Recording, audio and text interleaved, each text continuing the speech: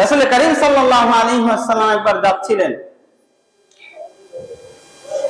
প্রতিমধ্যে দেখেন মক্কার সবথেকে বড় কুস্তিগীর, তার নাম হলো রুকানা।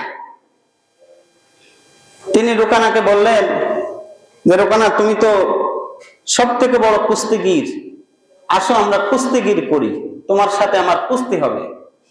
তবে যদি আমি জিতে যাই কি হবে, আর তুমি জিতে গেলে কি হবে? রাসূল সাল্লাল্লাহু আলাইহি ওয়াসাল্লাম বললেন যে, আমি যদি জিতে যাই তাহলে আমি তোমাকে আহ্বান করব, তুমি ইসলাম ধর্ম গ্রহণ করবা। আর তুমি যদি জিতে যাও, তোমার যে ডিমান্ড আছে সেটা আমি পূরণ করে দেব। সব থেকে বড় কুস্তিগীর, তার সামনে এসে কুস্তি লড়বে এরকম লোক ওই জামানায় ছিল না।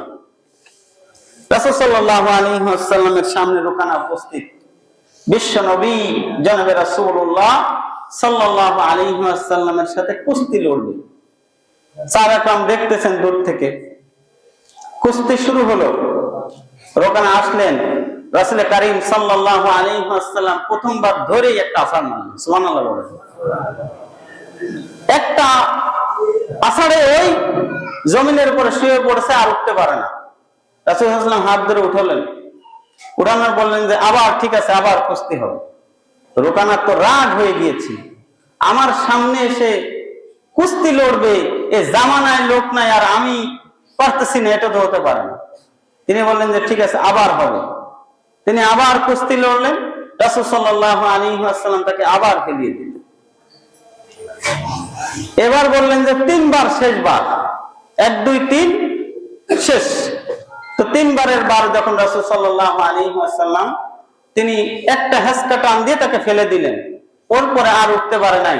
তখন রাসূল সাল্লাল্লাহু আলাইহি ওয়াসাল্লাম কানের কাছে গিয়ে বললেন যে, রুকানা, তুমি যে ওয়াদা করেছিলে সেটা কি পূরণ করবা? তখন তিনি বলছেন, যার জন্য এই মানুষগুলি, এই শহরের মানুষগুলি সকলেই জানে যে সে নরম মানুষ, কিন্তু আমি দেখতেছি এই দুনিয়ার ভিতরে তার সাথে কুস্তি লড়ে কেউ পারতেছে না, সুতরাং আমি আমার ওয়াদা রাখলাম, আমি কালেমা পড়ে আমি মুসলমান হয়ে গেলাম।